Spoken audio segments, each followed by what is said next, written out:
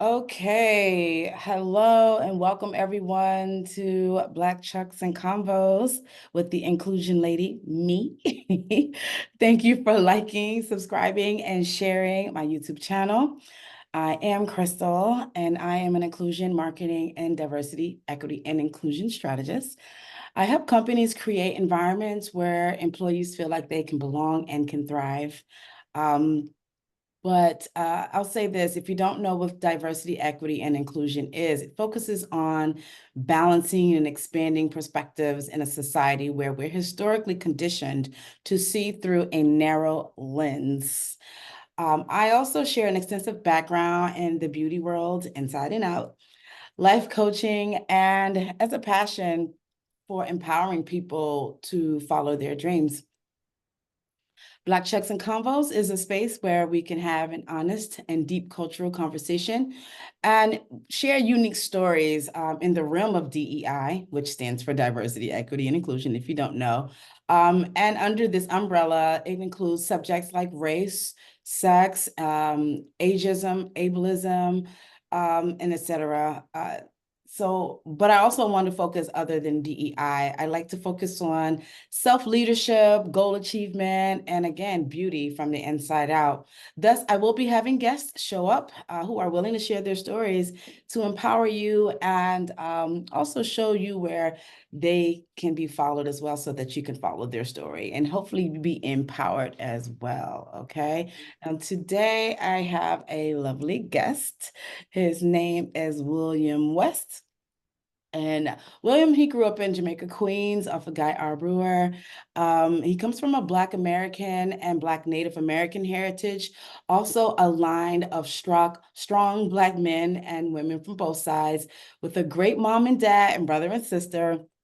And Will has always been a lover of history, Black history, sports, and has a winning attitude.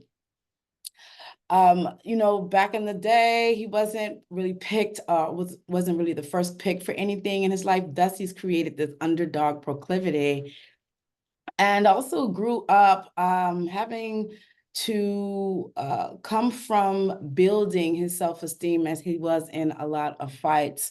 But he has evolved, and he will be sharing that journey with us today. Also, love to uh, announced that, out of the jobs that he's had, and he has quite a few of them, he has always evolved and has evolved into I would say, right now he's a firefighter and a minister. But he'd say that one of his most impactful jobs were being a lifeguard and an EMT, which I agree with that. He's married to a beautiful, successful Black woman, has three beautiful kids, and an avid love for Yeshua, our Lord and Savior. And he will use all the opportunities that's given to promote his love, word, and availability to all.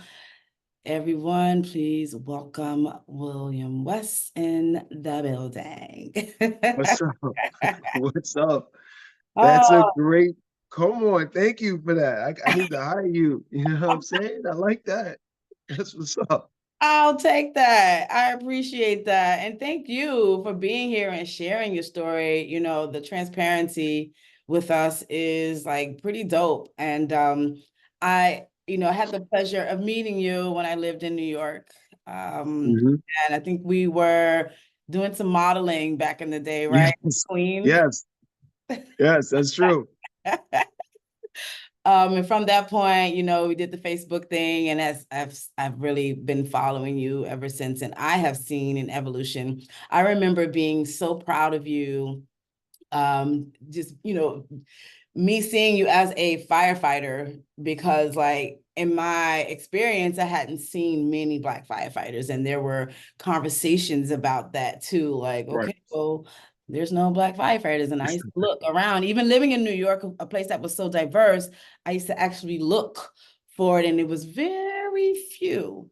Yes. Okay. Like, Yes. do you get what I'm saying? Like, do you explain No, it's your that experience? you are not wrong. There are very few. There are very few. But here's the thing. We're on an upward trajectory. I did happen to have the opportunity to be the African outreach coordinator for the fire department for a few years. Okay. And when I was there, listen, I was a part of one of the best campaigns that we had. It was a great team effort, and our campaign yielded one of the best outcomes for possible candidates for firefighters of color. So we even have people still getting on now that came back from when I was leading that part of it. But again, we had a lot of different coordinators, and I was just happy to be a part of that team. But now we do have more Black firefighters showing up. You might drive by a firehouse, and when the doors are up, you see 2 or 3 of us there. So it's the numbers growing, and that's all we need. When you see somebody that looks like you, you're like, oh, I could possibly do that job, but you got to see somebody, and now that's starting to occur. I'm happy to be one of them. I've been there for almost I'm gonna give my age away a little bit, but like 20, almost 20 years I've been on. So yeah, I'm close to the end. I'm close to the end. I'm close to the end. Our next interview might be a retiree interview. You never know. Hey, I'm here for it. But wait, so how did you even get into that? And like, did someone else pull you in, a person of color? Like, how did you? Wow. Okay. So this is all right. This is kind of all right. I mean, let me just say it. So apparently there was a recruitment department way back when I was, young. Okay. But see, I lived in Jamaica, Queens, but I went to school in Bayside. Okay. So I saw the best of both worlds. There were recruitments out in Bayside. None of my friends in Jamaica, Queens, Springfield, August Martin, Jamaica, we never seen anybody coming to our schools for recruitment. So there was no opportunity to even find out that the job was available. But in certain neighborhoods, there was recruitment going on. Look at that. So I found out about the job because I watched a movie called Backdrafts. And I I remember. love that movie. You know what I mean? I love that movie. I said, yo, I want to do it. And I'll shorten it right here. So basically, I was playing a lot of ball when I got out of high school and during high school, and we were in like local tournaments, stuff like that. And I took the fire department test because my mom found it in a very small part of the New York Newsday, a little tiny clip that said you could be a candidate. She cut it out, brought it home, and made sure I signed up. Well, a year and a half passed, and the time for that enrollment was starting like literally now. But at the same time, there was a basketball game on Saturday. So I'm ready to go. My mom said, well, didn't you say you wanted to be a firefighter? I said, yeah. She goes, well, here it is. Here's the opportunity. It's today. You got to go take the test. My boys are outside on Guy Brewer honking like, yo, bro, let's get in the car. Like, Oh my we God. about to be late. So I got my bag. My brother's about to dip. We out. We going out the front door. My mother came downstairs, told my brother Chris, she said, yo, you can go. You, she slammed the door and said, you're staying here. And she looked outside and, they knew my mom. My mom is nice, Yeah. but she put the switch a little bit and she said, yo, everybody, y'all could go. He's not going. So then she closed the door and said, well, you can either go or stay home, but nothing's happened at this point. Your people are gone. You're not playing ball today. So you can either go take the test like you said you were going to do or just sit here. Yes, I was like, all mama. right. I mean, I guess I gotta go. So like legit, that's how I became a firefighter. Like it was through my mom, like putting her foot down. You feel me? And like that totally changed the trajectory of my life. Um, so no, I didn't get recruited, but I saw that recruitment was necessary because we weren't getting recruited in our neighborhood. So when I had the first opportunity to do it, I jumped on it. Yeah. Mama, come through, moms. What? Okay, she did that. Yes. Yes. Okay, bet. Yes. Right. So you were able to enter that way and then also, develop into a person who was able to recruit other people too. So thank you for Right. that. Can you tell me a little bit more about your bring up? So I know that, just mentioning in your bio that, you said that you weren't picked first for a few things and, Right. you do have that proclivity for the underdogs and you were in a lot of fights and you said you didn't have like you had to build that self-esteem up. Could you tell me Right. a story about that? Okay. Because me looking at you, we would never think that. Copy. I appreciate that. Well, early on. I wasn't able to elocute myself as I am now. But you know, obviously that comes with time. But even as a child, I would be filled with a lot of things I wanted to say, but I couldn't necessarily get it out the way I wanted to. And people also didn't have time to wait for me to get it out, to say what I wanted to say. I came from a big family, so we had a lot of cousins. I had a church, a lot of kids around, stuff like that. So it was easy to get lost. But I did have a little bit of an aggressive child. Like I want to do something. I want to, get into something, and you know, I would find kids that were older than me. We would mess around, and I'm always ready to go to whatever the next level is, whether it's playing, whether it's intensity, whatever it is. I was always willing to go there, but it seemed like I would get the short end of the stick because if it went any which way that people weren't going or didn't agree with, it's like, well, Will did it. Will did. So I ended up having this thing. I was like, all right, fine. If you're gonna blame me, then blame me. Like I'm gonna do whatever it is you blame me for. I'm not gonna take negative credit if I didn't do it. I'm just gonna do it. So I was a child and I was thinking that way.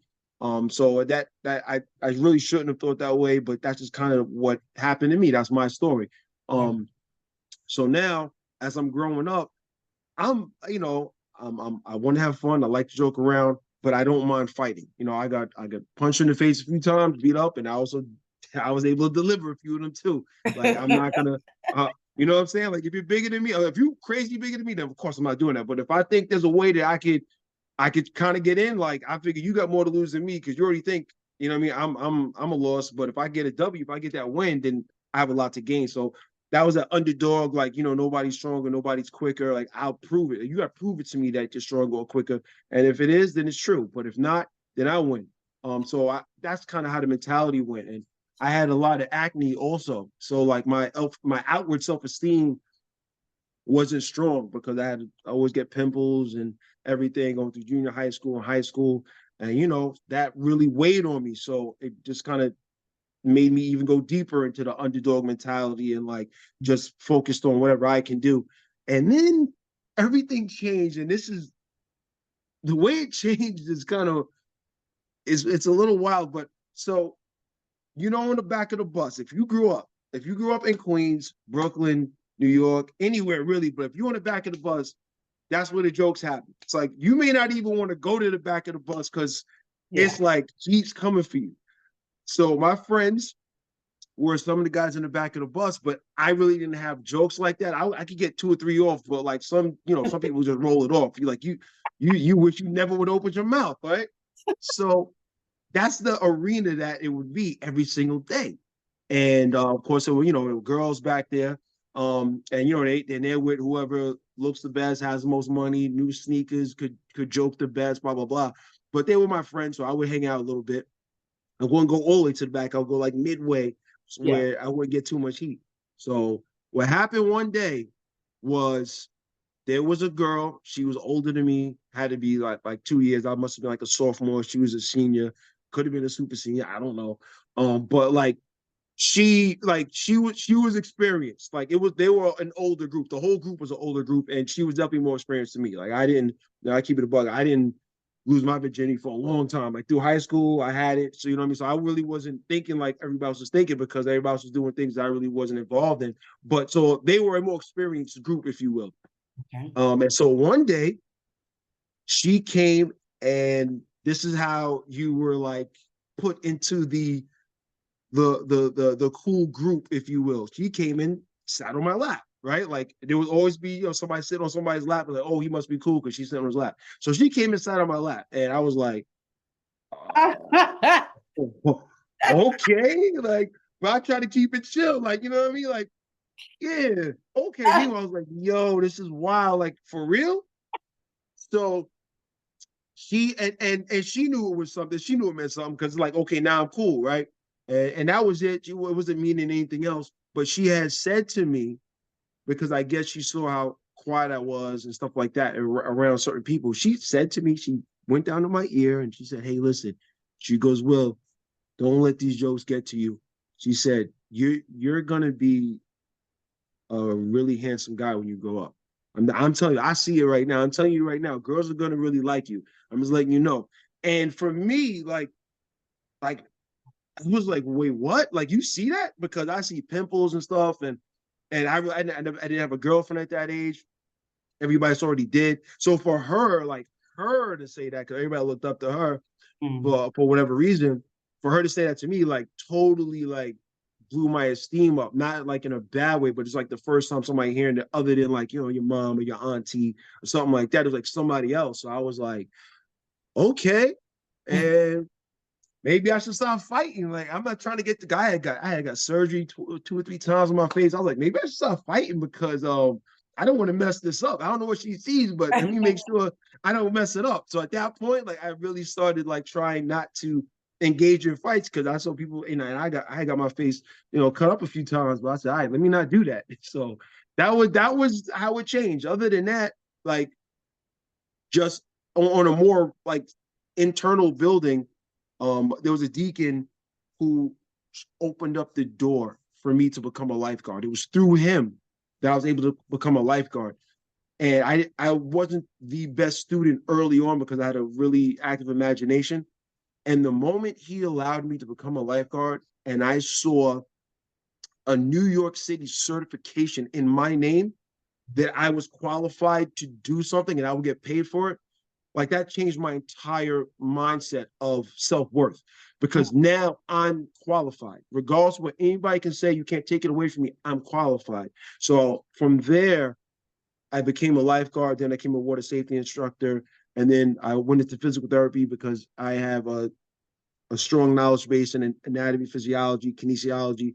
And I realized, Will, you just have to become certified. And become certified, you get that respect regardless if somebody wants it or not, because you've proven yourself at a certain level where you're able to be certified or recognized for your knowledge. And that right there resonated with me a lot. And that changed the way my whole life went because I realized that there was a way for me. I didn't have the best grades, but if I focused on something that I knew I could do, that's that underdog mentality kicking in. Like nobody can tell me different. I'm gonna do it, and I'm gonna prove you wrong, and I'm gonna get certified. And now you have to give me that respect. So Mm. I always, that's what I like to tell kids now. We'll get into this like, a little bit later, but yeah, that, for me personally, those are the two things that really help change my self esteem. And besides having a great family, like my family wasn't anything crazy, but just because you have a great family doesn't mean you still can't fall into certain dips. You can't fall into certain in the shadows because like my family was loving. Like I have a big family too. Like everybody was always love around. So it wasn't really that. I didn't lack that, but I guess maybe I felt like I was a little missed or overlooked, if you will, and the anger stuff didn't help me out. Getting into fights didn't help me out, but Yeah. you know, Wow. Okay. Me listening to your experiences, it, had certain questions come up in me, like, how it seems like it's very important for us to have affirmation, not just with your family, because I feel like with the family, it's an internal thing. You're yeah, comfortable, you know each other, but yeah, like as soon as you start to be an active participant into society, that's a whole nother beast, and that's how some parents they cry when their kids go to school because now you're being acclimated into another environment that yes, full of other types of upbringings and backgrounds, and you don't know what's instilled in those other kids. So now you're starting to be exposed to other things outside of that comfort zone. So how you handle it, we don't know until you're put into that place. So right, I used to think that, you know, back in the day when I was reading all these like new age things, and it was just like, you need to always depend on your internal validation and never be validated from external things. And where I do understand that the foundation needs to be your internal validation, I've also grown to learn that external validation is also important, right? right, there there there's a such thing as being affirmed or feeling like you belong. That's the reason for mm-hmm. community, right? And support. Like you can't do things by yourself on this planet. You can, but it's not as effective if you do Right, them with other people. So I do believe, of course, you should not go too far into external validation and having no internal, because then that can lead to being a follower, right? And not right, the stand culture that we have today. Um, but I am seeing that it is important to be affirmed, and it's for us to be very clear about how we use our words. You know what I'm saying? Not only with ourselves, but when we are emitting it out to other Right, people. You know, that one girl was able to say one thing to you that clicked for you right, to change, and that's why I think it's important that we do share these stories, you know what I'm saying? And I think that your experience can support children who are going to school, because I think that the bullying probably has upped this ante in this day big and age. time, Yeah, I'm not big sure, time. but okay. Yeah. Yeah. Um, and I also loved the internal validation that you spoke about, just kind of recognizing your own accomplishments and your own skill and being qualified. You're like, you know what, I got this.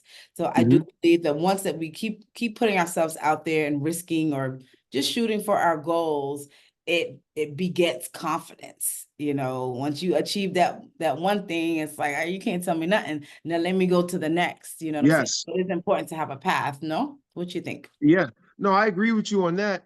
And I would say also, I wanted to do things that I didn't see other people doing. Like once I got that first little bit of validation, I realized that it's me versus me. And I mean, it's still versus other people because I'm very competitive. I'm very competitive. So it's definitely me versus other people. Like I will look at somebody else and be like, nah, there's no way that dude's gonna do it and not me. Like you have people when I went to the fire academy, like the New York City Fire Academy, one of the hardest academies, like I would say in the country, in the world, whatever. I was not a volley, if you will. That's a person who volunteers in Long Island. Like they've been like summer camp, but they spend it at the firehouse. And so they know all of these things. So now when they come to the fire department, they already know the stuff because they've been doing it as a kid. I Okay. came off the block from Guyard Brewer. I never Yeah. I never did any of this stuff before. So my focus was when I got there, I knew from the athletic part, I felt that I was superior to some of the candidates I saw coming in. So I said, if he's going to do it, there's no way I'm not going to do it. So I would pick things that I knew that I'm not going to let anybody else do better than me. And so it is me versus them, but it's also me versus me because I know what I'm capable of or what my tolerance level is like. I'm not going to tolerate me losing to somebody who I believe I can get better at now. And when it came to the education and understanding the books, it took me that was a hard learning curve for me because I've never heard of these tools before where other kids or other candidates at the time have. So, like you just got to really, I believe what I want to give out, what I want people to understand and kids to understand is that go for things that you may not be comfortable with because if you lose, you only learned, but you can come back and do better at it. Like this, as long as there's another day, then there's another day to do it again. You feel me? So like you go hard for it and then make sure that you did your best. And it's okay to be competitive because I feel we're gonna be a little real here. Like I feel a lot of this stuff is soft. Like a lot of people are soft. They want to promote a softer male. Okay. And there's nothing wrong with being soft or not. I'm not saying it's wrong. I'm just talking about what they're promoting. Like just like you have to be a softer male and you want to take the competition or the things out. And you need that in real life. Like you need like as much as it's a really nice life out here, but like there's winners and losers in life. Yeah. And if you're not trying to be a winner, well, nobody cares. Like the society doesn't care. You'll be put to the side. So you have to have some of this competitive ferocity in it. And as a black male, you may need that in some circles. And I definitely needed it. And I try to give that to younger guys coming up, like, yo, bro, like, stay focused, be hungry, and go get it. Yeah. Yeah. Hmm. Yeah. I have a few questions about that. So, how do you tell okay, so how, because I'm trying to think, should I say this? Because there is winning and losing in life, right? Mm-hmm. But like, how do you handle the losing? Like, how do you support someone through the losing? Because you're going to experience both. Mm-hmm. If you lost, understand why you lost. Like a lot of people, and including myself at first, like I would let the feelings get in my way, like Dad got lost. And it's like, but then when you realize, wait, I could play this game again tomorrow. I got another game coming up, or there's another opportunity for it to come around. Well, now that you lost, now look at the strategy. What did I fail in? Because all you have to do to win is change what you failed in. And if you have the opportunity to change it, then you change it and you'll put yourself in a winning category. That's it. Like you're gonna lose, but understand why you lost. And then if you understand why you lost, then you understand, can you do it again? And is there a possibility? For example, if I go into try a bench press competition and I can't get 4 plates up, it's because I don't have my body isn't framed for that. I can't do it. I lost. And I understand that's why I lost, because my body isn't built for it. So I'm not going to go back for that, because that's not something that has a high propensity for me to win in. But if I'm doing something else and I see, oh, I lost because maybe I didn't allocate 2 or 3 more days of studying, or maybe I could have understood it by getting a tutor, or maybe if I just focus on this one part of the reason why I lost, I can get better at that. And the other stuff I'm good in, I just got to correct the little parts that I'm not good in, and then I can win. So I started to try to strategize why I'm losing at certain things that I'm attempting, and then understanding that I don't know how this is going to sound, but like, I don't believe anybody's better than me. I also don't believe that I'm better than anybody else. I believe 2 things. Either A, I have accessibility, or somebody has more accessibility to something that I don't have, or I didn't put enough effort into it to get what they got. So both of those things, not having accessibility, I don't have any control over. But effort, I do have control over. So if I already know that you're not better than me, I just got to figure out, why are you excelling past me? Is it that opportunity that you don't have, or is it the effort that I'm not putting forth? And then after that, I could deduce what I have to do to get to that level, or if it's even possible to win in that arena. But like, that's my mentality at this stage of the game. And Yes. honestly speaking, when I was like even 20 years ago, that was my mentality. Okay, so I'm going to use that as a perfect segue to dive into, your love and my love for Black history. And speaking of accessibility and winning and losing, would you say collectively as a Black culture that we're winning or losing? I think, based chronologically in America, I believe that we won. We started off with losses. I mean, goodness gracious, with heavy losses. I mean, you're going back to slavery, heavy losses. But as of right now, right? So then you get to the 50s and 60s, I think we started getting wins. And then obviously the system that was set up recognized those wins and didn't want those wins to continue. So they had to operate in different fashions to make sure that we started taking losses. And we as a culture didn't realize those things. For example, like, we allow our kids at younger ages to listen to things that are going to debase them and not look at their own people as valuable. So like, I feel like we hit a lot of wins, but now we're kind of on a losing trend and not even really addressing it, because that's your favorite person, that's your favorite artist. I mean, listen, I was like, my music was, other than gospel, like my music that I was listening to was back when like Jay-Z was dropping the Blueprint, Nelly, and I think 50 Cent was dropping his second album. And at that point, one day I was on the Van Wyck driving, and I'm just saying the music. I like the beat. And I just realized, I said, yo, that's not me. I would never do that to a woman. Like, I'm saying it though. You feel me? I'm saying it, but I'm like, I would never do that to a woman. And I'm not pushing weight. I'm not moving nothing. I'm not selling drugs. Like, why am I like, why? And it was like a third person. I had a third party, like a third person out of body experience. I was like, wait, why am I saying this exactly? Like, I know I love the beat, but why am I saying this? It makes no sense. And that's where we are now as another generation removed. Yeah. We're taking crazy L's. Like, our kids, like, they know how to twerk. They know what all of the slang culture is. And I'll give this one example. Yeah.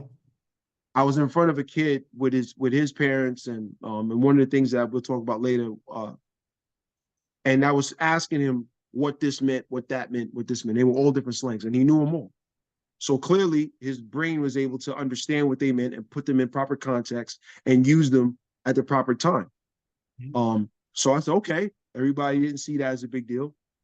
So then I asked him, I said, okay, what's a Roth IRA? I said, what's your pension system?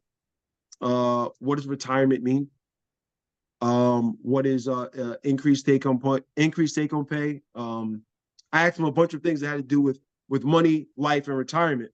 And also your personal status, like where you are right now in careers, because he was in high school, so you need to know this type of stuff. He didn't have answers for it, so that was the example I used to the rest of the people. I said, you know everything else that's going to debase you, but you don't know the things that are going to advance you. If it's not your fault, then how did it get in your mind? And then I said, you willingly put it on, or your parents allowed you, you willingly put it on, and that's what you filled your head with, and there's nothing that's going to allow you. So that's why we're taking losses now. We have a large group of kids that they don't really know anything else than what, rap or hip hop or culture, housewives, all that stuff is giving you. And we don't care about it. We let our kids watch it. Like, that's why. So we're taking some hard L's right now, culturally wise, I believe. So I heard you say that in terms of America, we've came from a loss, then we did go to some wins, back at losing. Yeah. But this losing is scarier, because this losing, we don't even know it. We don't even know about this loss. I'll tell you right now, in Jamaica, Queens, right now, what's going on. In Jamaica, Queens, the way we even got here it was called the white, what is it? Is the white escape, or everybody, Jamaica, Queens used to be white and Jewish.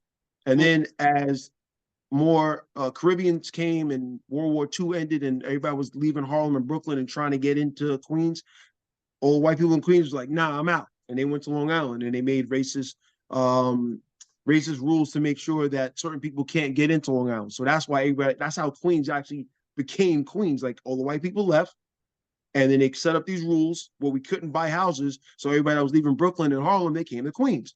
Cool. Now everybody wants to come back to Queens because of JFK, LaGuardia, all the stuff that they're building up. People trying to get back into Queens. Okay. So this is what I'm saying about us not knowing. And we're taking hard L's. Like, this one you can't come back from. So right now they're trying to pass laws where the Black homeowners, I say Black homeowners, but it's homeowners in general, but the Black homeowner who doesn't put their house into a trust, if they try to pass it down via a will, their kids are going to have to pay some sort of a tax, which is the appreciated value of the house that it is now.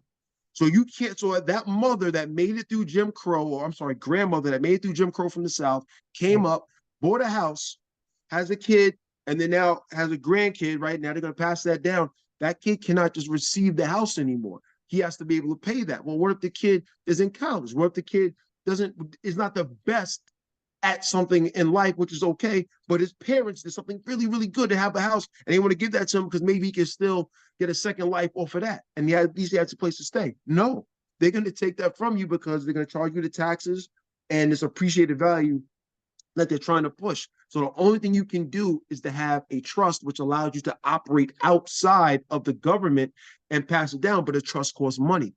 So that's why, like, right now, like, I'm on different posts that I'm in and different groups that I'm in. I'm trying to let people know, yo, forget that vacation to wherever you're going to go.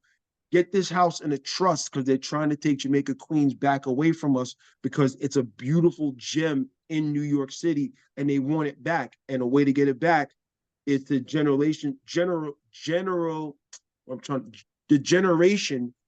separate that in that transitioning of wealth, which is the house. And they want to cut us out of it. So that's just another way we're taking losses. And we just, we listen to Sexy Red and we listening to everybody else right now while they taking our little land away from us that our parents fought for. But, wow. But Jay-Z gonna give us some kicks, okay, and put out one album that says, okay, you guys are worth something. All of a sudden now he's a woke rapper. Like, bro, you had opportunity to talk to us via your platform for years.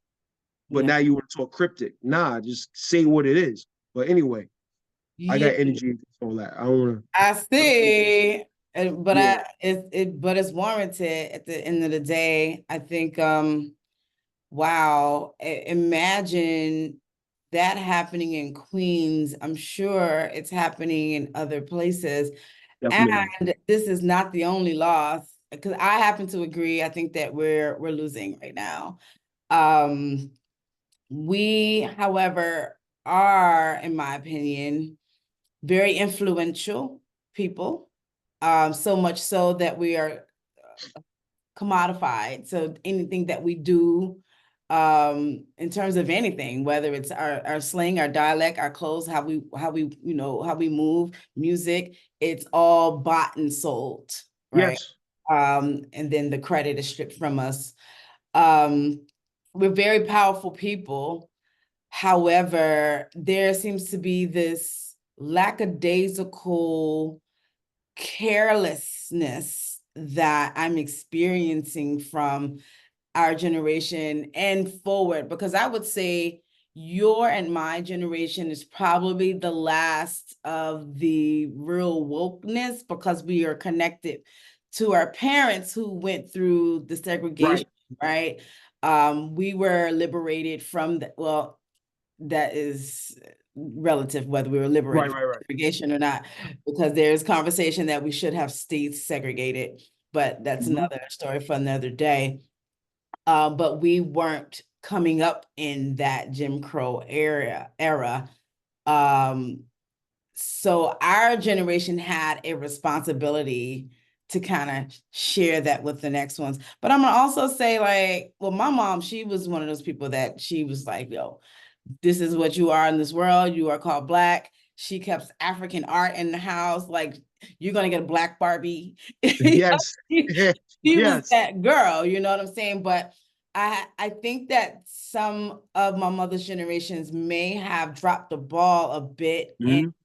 pushing that value into us so that we can, because like I don't know what's going on right now. I feel like no one cares. We're unserious. There's a joke about everything, you know. eh, Yo. I don't know. I don't know. Yeah, so I mean, there's so much around this, and but I also want to get some time in for you to talk about your, are you mentoring children? Like, what's happening with you and the kids? Because you were very powerful in speaking about, hey, Jay-Z, you had a platform for a long Right. time, you know what I'm saying? Right. So, like, what are you doing, bro? But it seems like you Right. are taking that opportunity. So yeah, I don't want to be a hypocrite, and I think that's why I can stand on business is because, and obviously I said that in regards to Jay-Z, but he's just a representation of all of the other rappers or hip hop artists or music artists or anything. He's just a spearhead because obviously he was one of the best or the most heralded, if you will. Yeah. But yeah, so I didn't want to be a hypocrite, and at least I would say at least maybe 10 years ago, if not more, I used my little old platform, me being me. I hooked up with um I linked with a gentleman who was a military what can I say his background was. I forget which branch of the military he was, but he retired military, New York City detective. Like, he was him. You feel me? Like he did everything he was supposed to do. And me and him, we linked up and we started going to schools in Long Island. We created and he allowed me to do a portion in his program. And my portion was history is present. So that's a bar. History is present. You feel me? Yeah. So like his story is present. Like you can do it three different ways, triple entendre if you want, but that's what I wanted to talk to the kids that history is present. Mm. So I need to let y'all know that. So I would let them know how the banks got started. Like you're putting your money in multiple banks that made money off of the slave trade or the interest of a slave. And right now you're putting money in that. So when you walk down Manhattan, when you walk in the mall, like history is present. Mm. So what I started to do was I would break down how America is, what are their most valuable commodities, and how do they make their laws. And then I would show where we were either affected by it or not affected by it. And then I would show in chronological order how we got to where we are now. And when I tell you, we have kids in this program that were going to Yale, going to Rhode Island, going to Stony Brook, and these I keep them in my drawer. They wrote me letters like, bro, I never understood Black history like this before. I never understood why we are the way we are presently, like right now. I just thought that this is just what I was born into. I didn't understand the system. And now these kids, I was able just to plant a seed. All I want to do is plant a seed. Because if I didn't know them back then, I had nobody to plant a seed like that. My parents were about love and God and everything. And they weren't too hard on me, except for in one situation I'll tell you later. But my job now, as a person who might be retired soon and by God's grace, have a decent income to where I can use my platform. I'm gonna be planting seeds everywhere. They're gonna call me Will West the farmer. Like I'm putting seeds in all of these young men to let them understand why we're here. Because when you understand why we're here, and if you're not happy with it, then you can use your life to make changes. And that's what I was able to do in this program. It's outside of the school's history. It's real history from Africa to here to other countries. And it gives a full scope on what we are and why we're here presently. And I can say the results have been amazing. And I didn't expect to get those letters. But I put my money where my mouth is. Like, you know what I'm saying? I took money out my pocket for the food, money out my pocket, because you got to incentivize, like you were talking about earlier. You got to incentivize for these kids. So we was having like $500 lottos, $50, giveaways, like something to get them excited. Like, oh, this is crazy. Like he's doing this. And then at the end of the day, it was a 4-week process. At the end of the 4-week process, like I'm giving hugs, you know what I'm saying? Kids is crying, like, yo, bro, I appreciate you. I ain't know somebody would care for us like that. I said, well, it's my job, bro. I said, if it's not my job, then whose job is it? I said, I made it. You know what I mean? I'm gonna teach you the game. Like I made it. And I'm gonna show you how to make it. Am I allowed to go further? Can I tell you that? I don't want to talk too long because that's kind of going into something. Well, look, I scheduled time with you between a frame.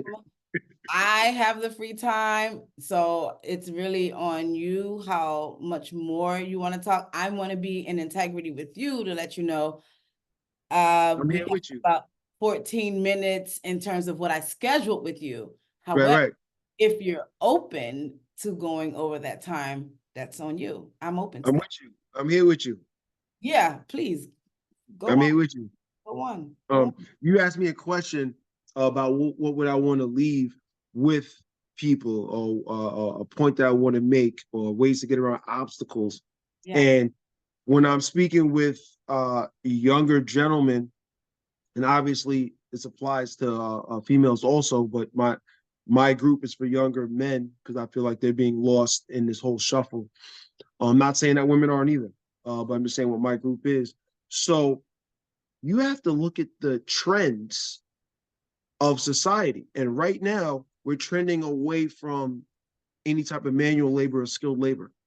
So I let them know, take advantage of the weak points in society where they need people, because you'll be appraised at a higher rate because of deficiency in what is being available. So if you become an electrician, you're going to get paid at a higher rate because everybody else is doing something else. Everybody's on Instagram, whatever the case is, they can't fill these positions. So get a skill, and then you can be, doubled your value for what was 10 years ago not really valuable. But once people move away from something, whatever they move away from, if it's a necessity, it gets doubly appraised for those that still need it.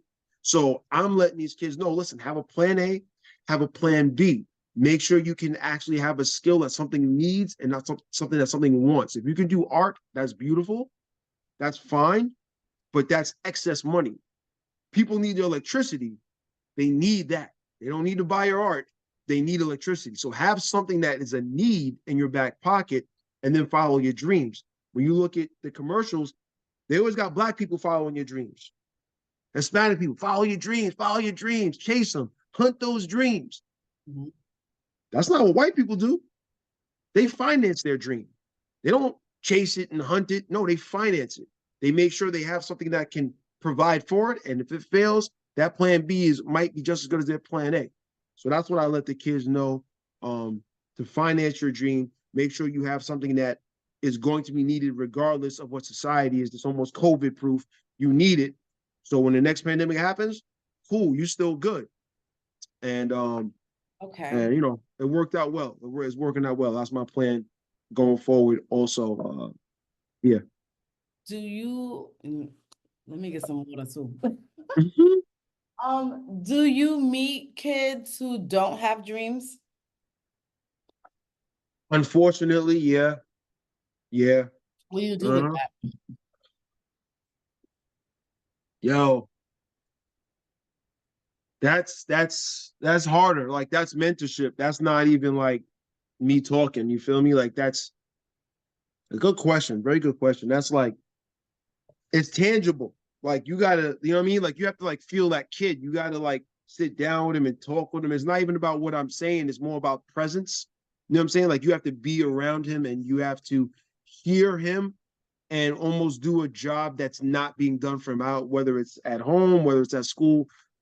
But if you're going to help that kid specifically, you have to do that job that hasn't been done. And that's listening to him or her and trying to deduce and look at what the kid is open to and excited about. And that doesn't come from one meeting. Like you got to really attach yourself to a certain extent to that kid if he doesn't have any dreams, because somewhere his dreams were killed. It's not that he wasn't born without dreams. Somewhere it was killed, Right, and that's leaving him hollow, her hollow.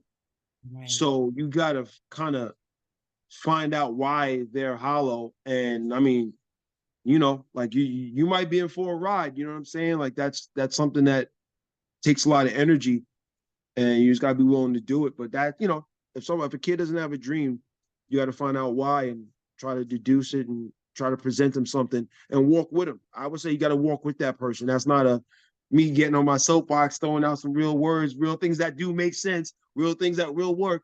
It's more than that. It's like coming down off the box and like walking with the kid for a little bit to try to, influence him to do something and to see something. And that takes a lot of time. And it's not just it's not just one thing. It's a multiple different aspects you have to look at to try to influence that kid who doesn't have a dream. Yeah. So I think it would be safe to say that there's a need for more mentorship out here. Yeah, definitely. And would you put mentorship in the same category in needs as you would as an electrician? So you're saying that, we need to choose a career path that is linked to something that is necessary on the planet, Right. such as an electrician or such as, nowadays it would be someone in IT. Right. There's so much, computerized automation nowadays. Right. Would you say mentorship is up there? I would say mentorship is up there. I would say those things might be a little bit more important because if you end up with your own success, you can build your own self-value. Um, I do believe mentorship is up there, but it's just such a weird cycle, right? Because you have to be able to be somebody. I don't say you have to, but it helps if you're somebody who had some sort of success to mentor another kid. Like remember when you were talking about our generation? Yeah. It's different because when we looked at our generation, we understood why our parents may not have or may not have done, or because I got a lot of family, and I was like, yo, why is none of my family a millionaire? Like they used to have that commercial, you got a rich uncle. I was like, I might have one, okay, but it's like, why isn't it more prevalent? But we understood what our parents came from and how it took just to get a house. Just like our generation had people that was first time ever buying a house. Right. So we understood that. Now with this generation and everything that they see that's already available, and you're trying to mentor them, they kind of like checking you, like checking your pockets, like checking what you pulled up in, like, how you trying to mentor me, bro? Like you know what I'm trying to do? You know what I'm looking at? How are you trying to mentor me? So I feel like to be a mentor, not to be a mentor, but a positive aspect of if you're successful in something, not everything, but something, you can be a mentor. And to do that, you have to have had accomplished some things that the youth are going to look up to. It's just harder only because of the youth, not because you're not worthy to be looked up to. Because anybody who's gotten through something, yo, you can get jewels from that person. But just looking at where these kids are now and everything is so materialistic, it's harder for people that just want to be a mentor because these kids are affected by what society is shown as success and not being grounded as something that's being shown as success. So like I feel like it's a cycle where you have to also be successful, being one of those things that are necessary to society, so you can show the kids, listen, this is what that yielded. Remember what I was telling you about? This is what that yielded. And I do have something that I'm going to be able to tell the kids in a month or two that is literally the proof of what I've been saying for the last almost 10 years. It's going to be crazy. So anyway, yeah. I feel you on this. It is kind of like a weird cycle because success is relative. Mm-hmm. And, there's a couple of questions inside of me. It's like, well, how do you undo or uncondition the mentality that thinks that having $1 million or being TikTok famous is your ultimate goal of success? That's one question I have. But in terms of the child who doesn't have a dream at all, like how I just think that it may not even take that much. You know what I'm saying? Okay. You may not be able to accomplish, a lot of us are not going to be able to accomplish that. I have a mansion and I'm driving Right. a Right. Maserati.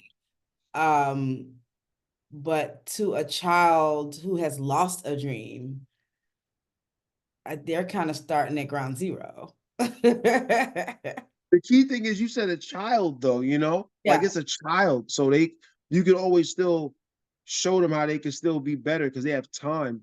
Whereas I don't have the same amount of time and opportunity as a child does, so you could definitely, let them know like, yo, your dream might be dead right now, but bro, we can breathe life into that like tomorrow. Look at what we got. Look at what we could do. Show them all of these options. You can do all of these things tomorrow if you want to. yeah. And But I think, go ahead. the first one you said about I just think that the first answer to that question, the first question you just asked, is simply take off the headphones and cut off the TV, and that will help a lot of at such an early age. That would help a lot of them not be so dissuaded. Simple as that. It's a simple answer. It's hard to do, it seems, for most people. Get them off of the phone. And off the Get game. them off the games.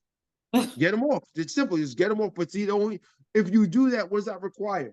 Yo, what does that require? If you do that, what does that require? More of you. Because if you take them off of the game, if you take them off of the phone, then what are they going to do? Well, it's you. It's going to require more interaction, like you being that parent or being that brother, that sister. So it's easy if they're on it because you don't have to be as involved because it's something that they can do. But if you take off the stuff so they're not influenced, that means you're the influencer. You're going to be the influencer. It's going to require time. Somebody said the best definition of love is time. If you love the person, you give them time. Yeah, yeah. Eek. Um, it's a lot to unpack here, because that's a good point. There's so many distractions, and I do think we're definitely in the dumbed down era Yeah. where and it's working. Some say that they've stopped the cursive writing in schools. Yeah. A lot of times it's like so that they can't read historical documents and understand Mm. what happened in history, because we're in this space right now where there's a lot of erasure in terms of what has happened in this country. For some reason, these perpetrators of white supremacy they're doing the circumlocution. They do not want to acknowledge that Hmm. it's a great atrocity that has happened here. Now, recently we've had California come out, I think it was San Francisco, with an actual apology for slavery, and they're like doing this reparations thing, Right, right. which I still think that's just a small hill, but um, I am seeing, more Republicans than not going about their business to erase the wokeness, which Say is, it again. Put them in the back. Say it again. You 100% on it. it's ridiculous to even have a campaign of anti-woke and for people to actually buy into that, because like now you're praising being a sleepwalker. Like, who wants to walk through life asleep? So like for you to be like, no, we're gonna praise sleep, you have to be a special kind of person to think Yes. like to get behind that. But I am, and me as a diversity and inclusion specialist, I have been affected by these laws that, taking the DEI out of college and out of schools, and getting rid of the critical race theory. I had to create my own business because the jobs have been cutting DEI, Wow. because they don't want us to continue in the awakeness that's really spawned because of the George Floyd situation, right? It really Right, started to really magnify from right. that point. But now those jobs are being cut and they're trying to shut us up. I didn't know that. No, they're Oh, doing that quietly. I did not know this. oh yeah, take a look at and there was something that just passed. It's Georgia and Texas have been doing their best. They've taken out African American advanced studies out of college. In Florida, they passed the bill to get rid of these things because they're doing the reverse racism thing, and by saying, well, why are you looking at color as looking at someone as a diverse hire is racism to them. But it's just another goalpost moving of you just not acknowledging that, hey, this is a racist country. It was built on racism. It is still thriving on racism. And if we pull the blanket from under your feet, you owe us, Yeah. really what I think it is, because we would bankrupt a country Yes. once they acknowledge their wrongdoing. You know what I'm Right. saying? So with all of that said, that's adding on to the dumbed downness. And so we're going to keep distracting the kids. We're going to create virtual reality. You could just put this whole thing on your head and just not even know who you are. Let's put a sexy red out there, Hmm. so many distractions out here. And we as parents, and I'm not even a parent, unfortunately, um, I feel it's like we're not, some of us are, I'm not saying all of us, but there's some parents out there that just don't even care, and I woke up this morning like, why don't we care? Are Black people scared of white people? Because I'm so serious. It's like we can go rob my brother, but you won't go into the white neighborhood and rob them. Are we scared of Yo, white people? yo, I didn't know we were gonna get down like this. I didn't know we were gonna get down like this. No, that's a fact. I've actually asked the same question. Like, and I'm not proposing violence. I'm not saying it should happen, but I am saying if it's happening, I'm questioning why is it happening in a certain space that's gonna hurt the people that you are. Like, you love these people, they're your people. So how is Trayvon, how's that dude still out here running around, like still talking crazy? It'd be different if like, yo, my bad, I didn't mean it, da da da. Yo, out here still talking crazy, but you gonna go give it to somebody else in their life because they got a certain color on. But this dude's out here that's just walking around executing for kids. You don't got the same energy for that. That's all I'm saying. Like, you know what I mean? I would appreciate you more if you was actually out here protecting us versus fighting us. Like, I'm like, I feel you. are we like, yo, I say the answer is yes, 100%. I got different experiences. I believe the answer is yes. There are black people that are afraid of white people, and I think it's like in the blood or something. You know, I don't know. I don't know. In the blood. Nah, you know what? That's a little bit of a segue Okay. into this other part. And I believe that there is a reason why either afraid or just non-violent towards, Mm. however you want to do it, is I think religion plays a role. I always end up having to get into this, even though I don't want to when I'm doing the history, because there's always a kid that asks. So, like when you get into religion, you see, you know, I'm a Christian. I believe in Christ. Um, but you see white Jesus. Um, you see all of the white disciples. You see all of this stuff. I'm trying to teach kids history, and then they're like, "Well, you know, Mr. West, it says in the Bible, Egypt, it says Samaria, it says a lot of countries that are in Africa. So, do you believe, you know, Christ is white or black or whatever?" And then we have to get into it. And I'm like, well, you know, we show them. And I'm like, bro, listen, by the topography, by the history, and by the tribal lines that are clearly listed out in the Bible, the answer is no, he's not white. It's just simple as that. If you know how to read and you understand what you're reading, and then you take that and then you put it against world history, which is backed up by it, and tribal history, you'll see no, Jesus is not white, and a lot of his disciples are not white. And you got to understand that. But now the problem is we come to Western society and you got black kids that look up to Jesus, but he's white. Look up to Santa Claus. Look up to all of these things. And me as a black man, I have a young child that's being grown up looking at the most influential things in his life, and they're all white men. Mm. Whether fictitious or whatever, they're white men. So that's why I feel like as black people, it's hard. Like in religion, like it's a hard line you got to take. But like, yo, listen, if you're afraid of, right, if you're afraid of a darker skinned savior, afraid of a darker skinned Bible, yo, I can't really mess with you. I Mm. can't. I'm not saying you go out here pushing it because I understand like you just can't. I feel like you should, but if you are a white Christian and you're afraid of that, I can't mess with you. I can't. I can't mess with you because like, bruh or sis, like if you're afraid to even talk about that, then I got a lot of other questions because I'm not saying anything that's wrong. Like you know it too, but you're afraid to buy because it's gonna hurt the money. It's gonna hurt the people that's gonna come back. Maybe they don't come back on next Sunday because you out here saying that, you know, there's little brown skin out here. Anyway, I'm sorry. All I'm saying is that children.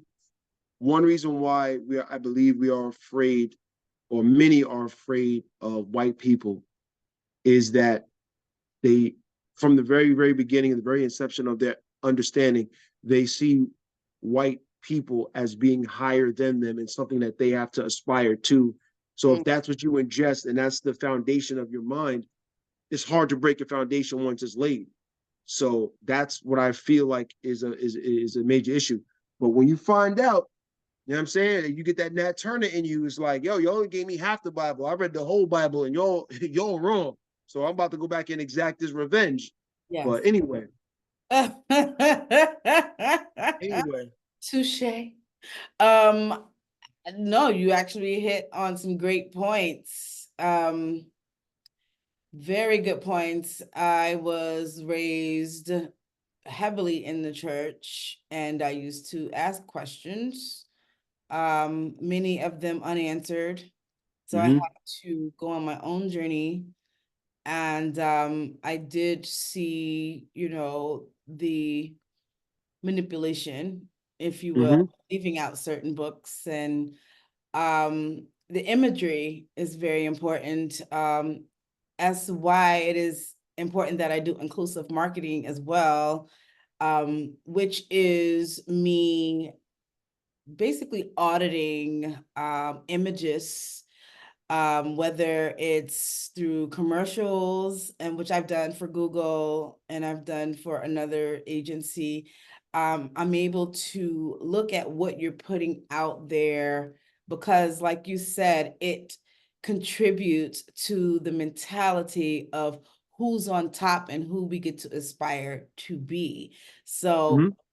the imagery of seeing lighter skinned people always at the forefront or always as the savior, even in certain movies, you have the white hero who's the white savior is what it's called. Then there's this internal subconscious conversation that we're having within ourselves that we don't even know about. Mm-hmm.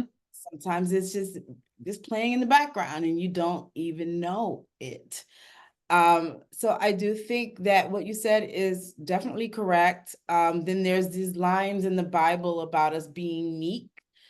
Mm-hmm. And there's some justification of slavery inside of the Bible as Mm-hmm. well. So I Oh, can think, we talk about that? That's a little juicy. yeah, could we talk about Um, that? it's real quick. It ain't long. Bottom line is the slavery that was done in the Bible is a different type of slavery, and people don't accentuate that much. They just hear slave, obey your master. They don't understand that that was war slavery, as in we lost the war, so we got those people, and we're not going to kill you because y'all surrendered, or we bought y'all, whatever the case is, and you worked that off. Could be 3 years, could be 7 years. And even within those times, you were elevated within the communities for your attributes or your knowledge. You had people that were slaves, just like David was, and just I believe like Joseph. Um, they ascended within being a slave because it wasn't the same type of slavery. You worked it off. Your children were not born into the slavery. It was because we captured you. Hmm. Now in America, we have something called chattel slavery. That's totally different. That's where we own you and your kids and your kids' kids, and you're not even looked upon as a human. Right. So people who use the Bible to validate slavery that happened after the Bible, they're using it incorrectly because they're not understanding the constraints of that type of slavery, which really was indentured servitude. It wasn't slavery. But the word that was used, the word that was translated was, okay, slaves, obey your master. And if you follow the story, those slaves that obeyed their master turned out to be victorious in the story because as they did what was necessary, they gained um, a foothold in the communities because they weren't fighting against them because you're already lost. You're already lost. You got captured.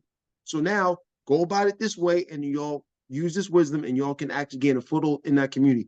Not the same slavery as what happened with the transatlantic slave trade with white folk coming to get us and whatever the case is. Two totally different slaveries, but they don't teach that. They got to teach that. They Right, don't teach that. right, right, right, right, right, They don't right. teach that. Thank But you. Thank you for that. and Um, it was something you said. But anyway, keep going. It was something you said. Anyway, keep going, keep going. was it about us being meek? It was Uh, Meek. It was before you said Meek. It was something you said before you said Meek that was like, oh, should have wrote it down. I should have wrote it down. Okay. maybe it'll come back. But I Yeah, did yeah, yeah. was talking about the imagery and how Yes. eventual it is. You're in marketing, right? So Yeah, you gonna get this. There was a Sprite commercial oh, about 2 years old now. interesting. I actually worked for that company who had Sprite as a client. Okay. Am I allowed to say this? I don't know. I don't work for them. Go ahead. Okay, copy. So check it out. Sprite commercial. And this is what I'm saying, looking at it with different eyes. NBA season, mostly black people watching. Cool. Target market. Now they're also trying to show the brand new Grand Central Station that's happening in New York City. So they're marketing two things at once. That's where the locale is at. It's going to be in a brand new Grand Central Station. So you have a younger black man, dressed nicely, not crazy, but dressed okay. You know what I'm saying? He's going to buy this ticket, and there's an older man behind the window. He's the person who has the tickets. They have to buy it from the teller, if you will. So he takes his money out to give the older man the ticket, who's the teller behind the glass for the ticket. He has his headphones halfway on, one off. And then the older man, who's a black man, sees where the younger man wants to go. So he rests back in his seat and starts to talk about the memories about that he had at that same location. And he was like, yeah, I remember when, and he's starting to talk. So the younger black male takes the headphone that's not on his ear and puts it on. So now he doesn't hear the black man talking anymore. And he cracks open the Sprite and you hear shh.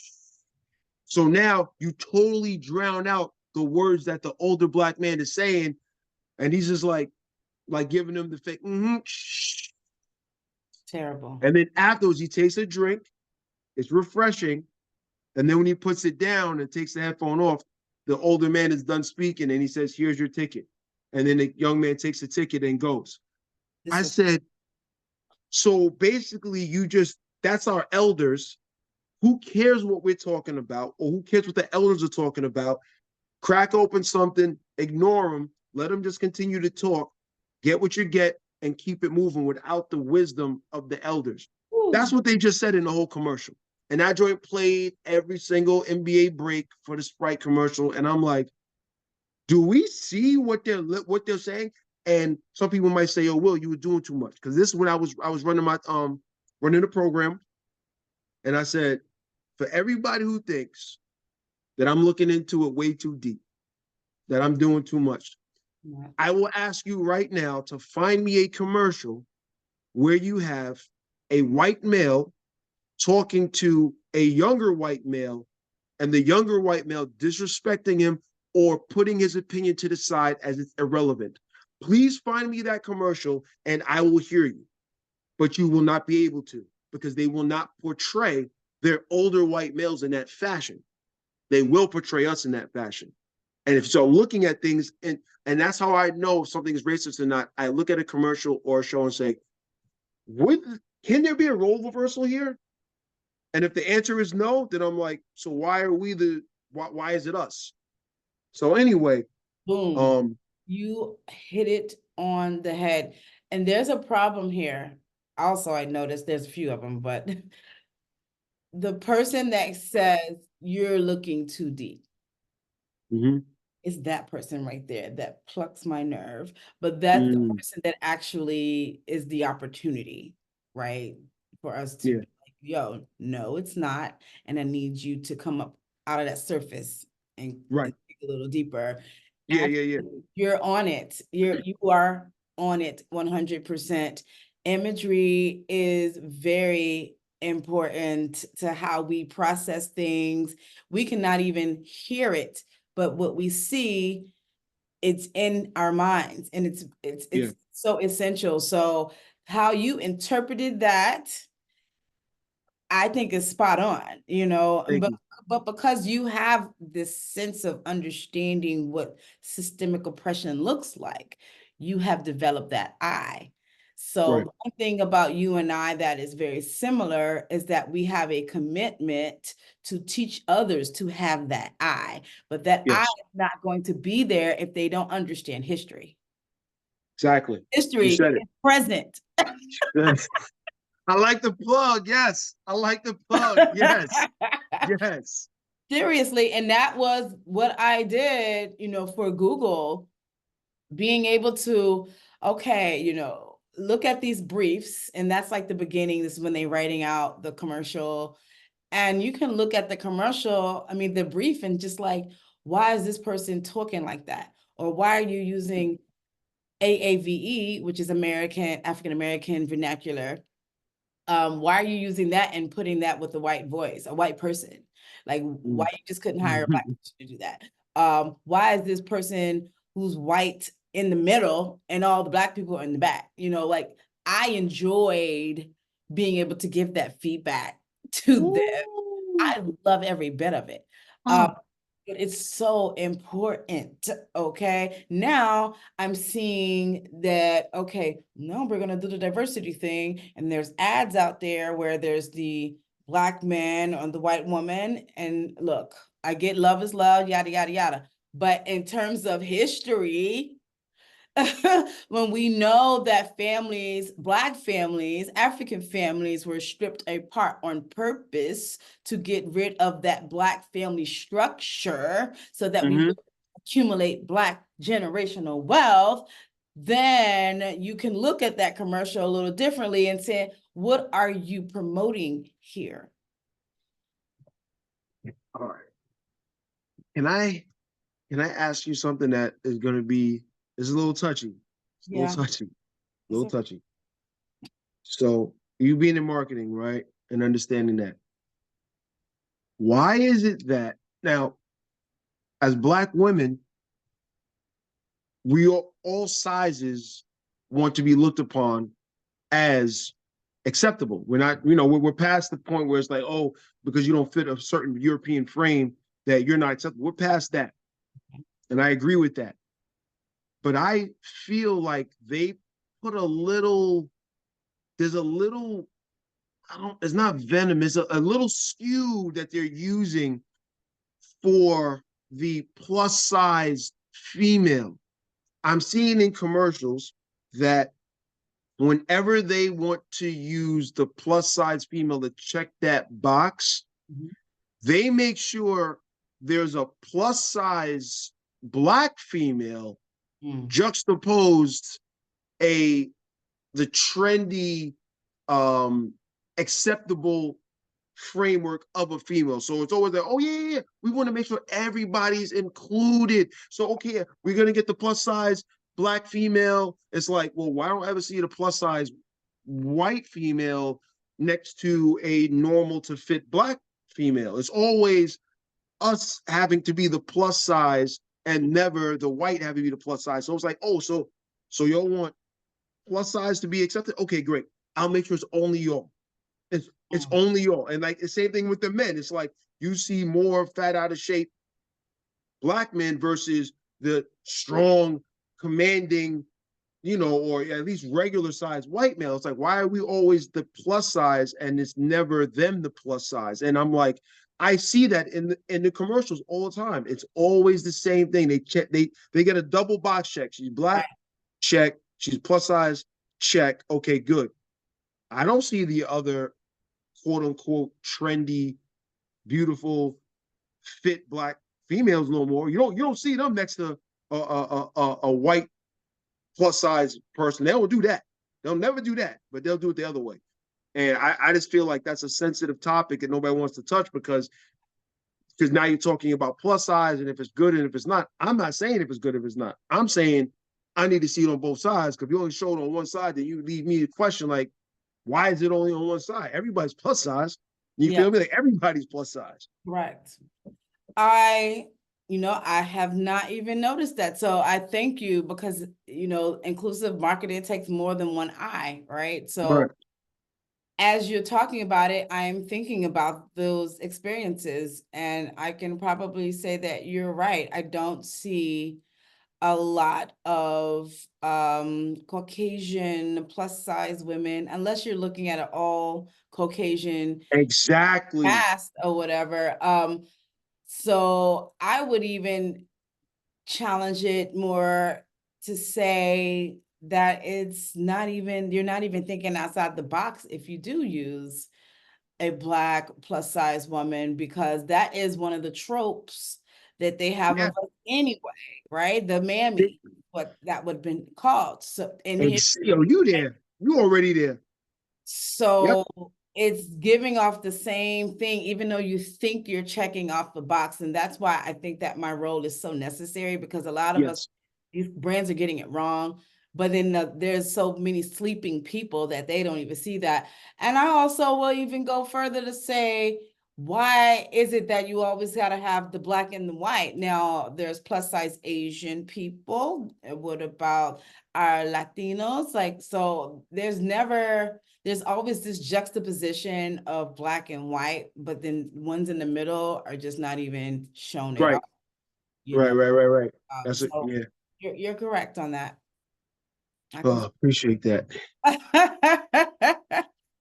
Because as a male, it's hard to speak about that. It's like, no, you're right. And well, I do think that all bodies should be shown, because that is the reality of who is consuming your products and your services. Yes. The marketing still doesn't have it right. So it is my goal to go to these different companies and these agencies to be like, yo, this that you've done, great job. Guess what? This can be a lot better, because this is what you're actually doing when you're showing that. And historically, that backs it up, you know? Right. But you're right about it. And I'm glad that you have that eye to see it. You know, even the imagery of seeing Black men posted on news media being, you know, what's the word I was gonna say? Detained, or arrested, Right. Right. criminals. That imagery is also something that adds to our psyche as well. Even reading the words, you've seen those articles where, you know, two people can be doing the same thing. So like, we'll have a picture of people of color who may have looted for something, but then the white folks are over here destroying items Yeah. in stores, and then there was called something else, Yeah. like a melee or something. Yes. So even reading that, it does something to us subconsciously. Hmm. So I think all of that adds to why we're still in the place where we're still putting white folk on a pedestal, you know, even subconsciously, when we are promoting the Oscars and, oh, I'm gonna watch the Academy Awards, and then you're mad because they didn't give you an award, your culture an award. Why is this the standard anyway? Why do we care? Why do we care? And why do we care? It's for their affirmation. Why do you care for their affirmation? I don't. I And don't need their affirmation. we I need to don't. get past that. We need to I get don't past, need it. you know, Especially when it's so. Especially when it's so negative. It's not connected to anything that's equal. It's like you already know what they're about, so I don't need it. I'm not against. I'm not against white people, right. but at the same time, I'm against racism, and I'm against those people who don't see a problem with racism. So that's a bigger group of people. So they're not just the racists, the ones who don't have a problem with racism. Yeah, you too. Like, yeah, I'm good. Like we cannot meet, and I'm just fine. That's Yeah, cool. that's right. And I want to make the distinction for people who don't know this, but there's a difference between white people and whiteness. Okay. Okay, very How good. it's Talk about it. explained in the critical race theory is that we know that race is a social construct. So we know that there's not anything real about being white or Black. Right, That's not real. Okay. That right, was created to create the system of capitalism as it stands today. correct. Okay. So with that theory, we understand that there's the mentality of how whiteness works.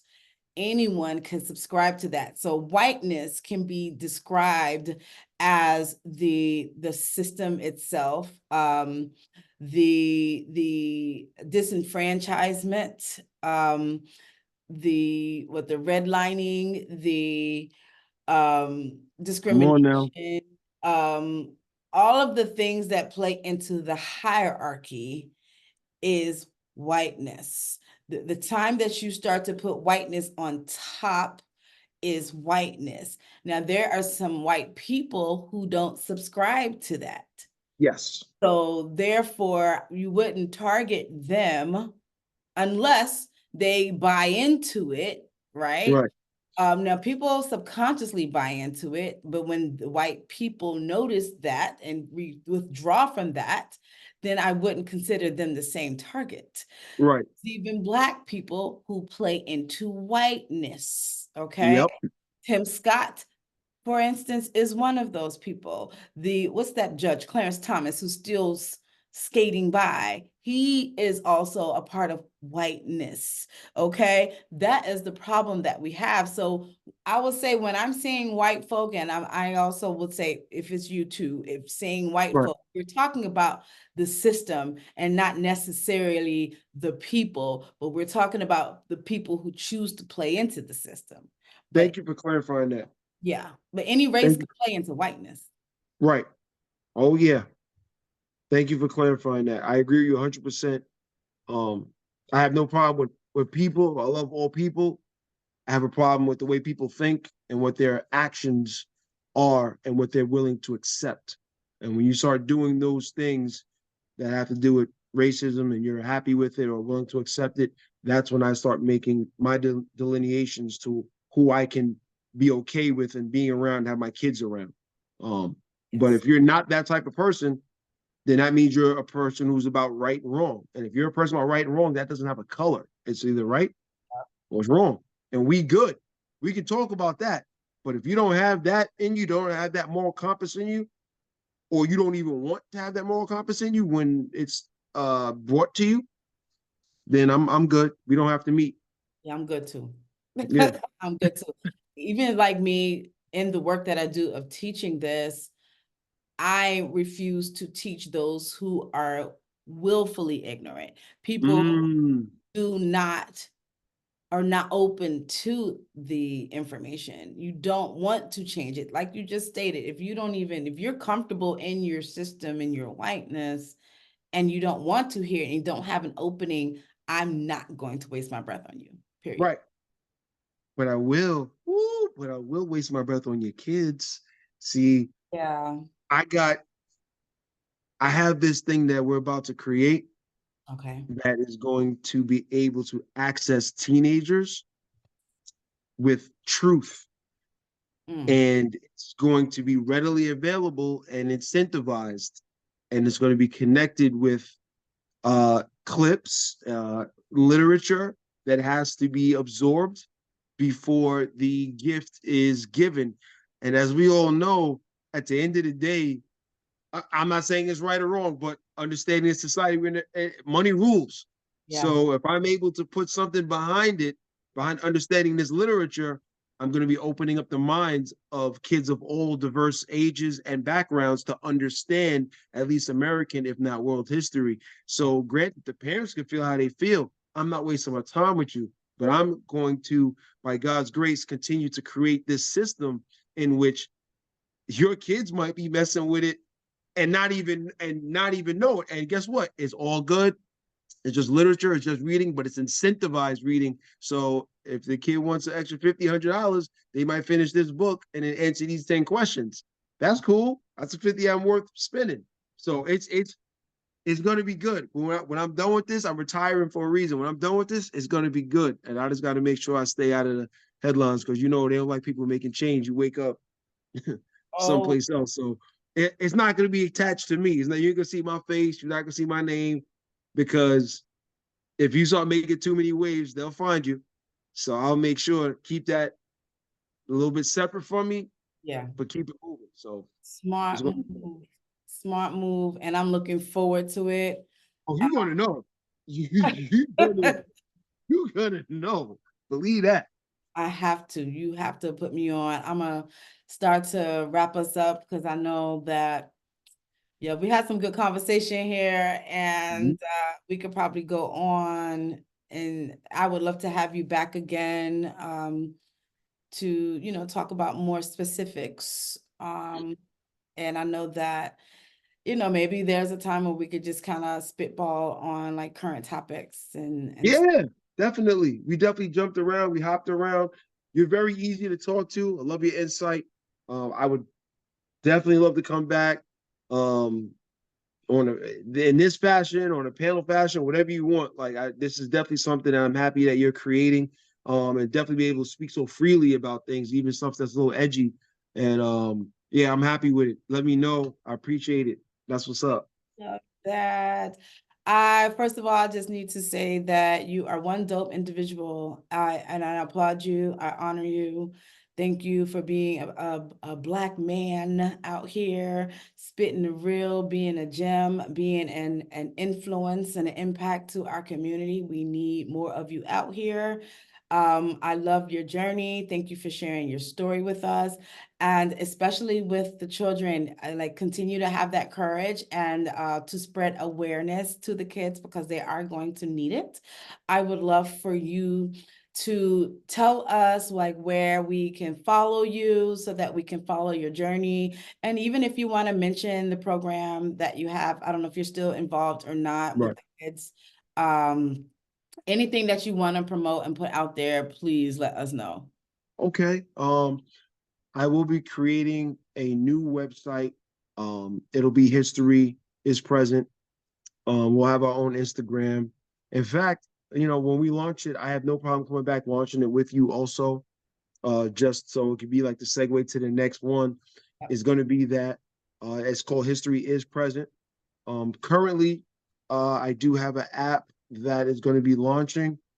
And if anybody's watching, if you know anybody, I am looking for nail techs, braiders, Okay. barbers, anybody who has any type of influence in that field, because I'm going to be needing you as an influencer.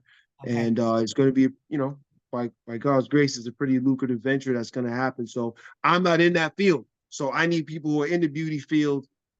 Hit me up. Let me know if they speak to you. That's fine. You give my information. They can reach out and contact me because we have a beautiful thing going. As I always want to make sure that I have people that are actually in the field to review what we have and to be a part of what we have. And lastly, I can't get off this call without mentioning obviously my wife, who's also, listen, I had to go. I don't know if it's politically correct, but I made sure that I got somebody that was darker than me. You know what I mean? So I just made sure I said, listen, if I get married, she got to be darker than me. Yes, Because I thank will, you. like I gotta win. I gotta win with that. I want to make people see like, listen, now I'm gonna win with that. You feel me? Like somebody they're worthy, they're able, capable. It's not on the come up. It's on is when I get my trophy, like you here too. You feel me? So I made sure I wanted to have somebody darker than me as my wife.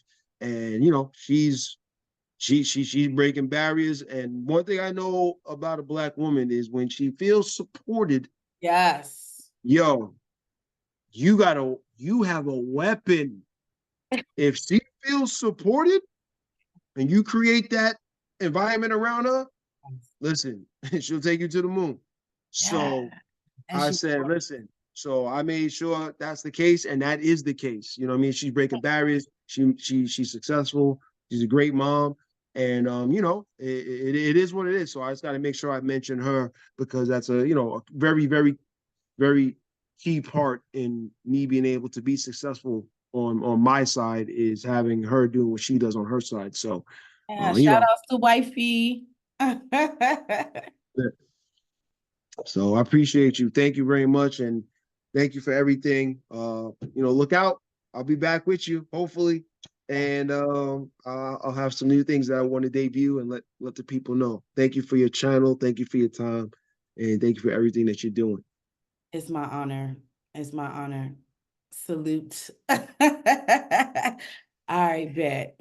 Thank you. And thank everyone else here too for being here to listen and absorb, and all of you who are on your journey, keeping it moving and wanting to learn and be an impact, a positive impact on our planet, because it is up to us. All right, see y'all. Okay, I need to stop recording.